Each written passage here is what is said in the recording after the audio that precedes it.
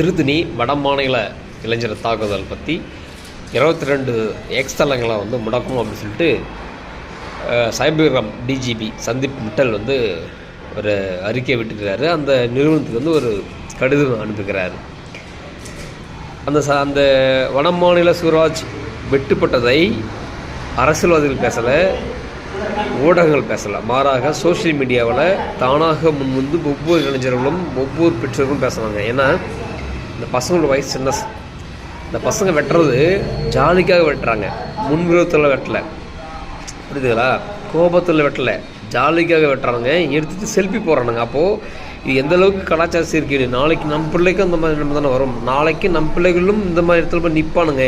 அதை மாற்றணும், தவிர்க்கணும். அப்போ தமிழகத்தில் இந்த போதைப்பொருள் ஒழிக்குன்னு சொல்லி தானாக முன் பதிவு போட்டாங்க. அப்போது பிறகு ஒரு யாரோ ஒருத்தர் காமிச்சு இவர் தான் பையன் நல்லா ஆகிட்டான்னு காமிக்கிறாங்க. எப்படா அது இந்த இடத்துலலாம் ஒரு 3-4 வெட்டு கொடூரமாக இருக்குது. அவன் எழுந்து உட்காந்து வந்துடும், டச்சில் வந்துடுவோம். நாம தலையில் வெட்டிருக்காங்க, அது 2-3 வெட்டு. நீங்கள் அந்த வெட்டெல்லாம் பார்த்தீங்கன்னா தெரியும் உங்களுக்கு. அப்போ அவன் செத்து போயிட்டான்னு சொல்லி எல்லாருக்கும் தெரியுது. ஆனால் எதை மறைப்பதற்காக நீங்கள் இந்த மாதிரியான ஒரு விடயத்தை நீங்கள் கண்டுபிடிச்சி சொன்னீங்க.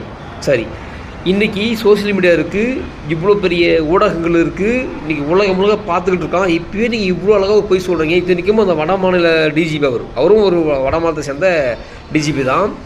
அவரே தானாக இந்தளவுக்கு முற்றுத்தராருன்னா, அப்போது ஊடகம் இல்லாத காலத்தில், பத்திரிகை இல்லாத காலத்தில், சோசியல் மீடியாக்கள் இல்லாத காலத்தில் நீங்கள் ஏன்டா மற்ற செய்திகளெல்லாம் அழித்து பட்டியல் சமயங்களை வதக்கி அவர்களை பலியாக்கி அந்த பழியெல்லாம் அந்த கரையெல்லாம் தூக்கி அடுத்த மேலே போட்டு சாதி கலவரத்தை தூண்டிக்க மாட்டேங்க என்ன நினச்சோம்? இந்த திமுக ஆட்சி வருவதற்காக, இந்த திமுக செய்த ஊழலை மறைப்பதற்காக இங்கே சாதி கலவரெல்லாம் செய்து அந்த பழியெல்லாம் அடுத்த மேலே போட்டுருக்க மாட்டீங்க.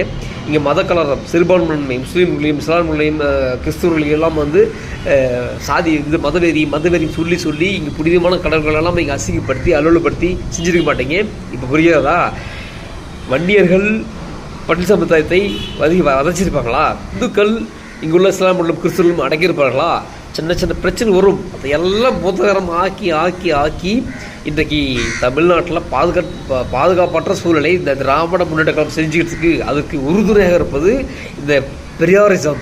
இதெல்லாம் இப்போட ஒரு பெண் சொல்கிறான், என்னை ஒரு காவல்துறை அதிகாரி இந்த பரத்தி எப்படி தட்டினா, என்னை நிறுவனமாக நிற்க வைத்து என்னை அடித்தார்கள், என்னுடைய பாலெல்லாம் குழந்தைக்கு தர வேண்டிய பாலை அதை கறந்து இதில் பாத்ரூம் ஊற்றினாங்க அப்படின்னு சொல்லி இன்றைக்கி ஒரு பெண் கத்திக்கிட்டு இருக்கு. திருமாவளவன் வாயை திறக்கலையே, எல்லாத்துக்கும் வாயை திறந்து பேசக்கூடிய திருமாவளவன், எல்லாத்துக்கும் போராடக்கூடிய திருமாவளவன் எங்கேயோ ஒரு கிறிஸ்துமஸ் விழாவுக்காக சண்டை போட்டாங்க. அதுக்காக இன்றைக்கி ஜனவரி 5ஆம் தேதி போராட்டம் திருமாவளவன் இதை பற்றி எதிரையும் பேசலையே. அப்போ திமுக ஆட்சிக்கு வருவதற்காக சொந்த சமுதாய பெண் நீங்கள் என்ன ஆனாலும் நீங்கள் கேட்க மாட்டீங்க.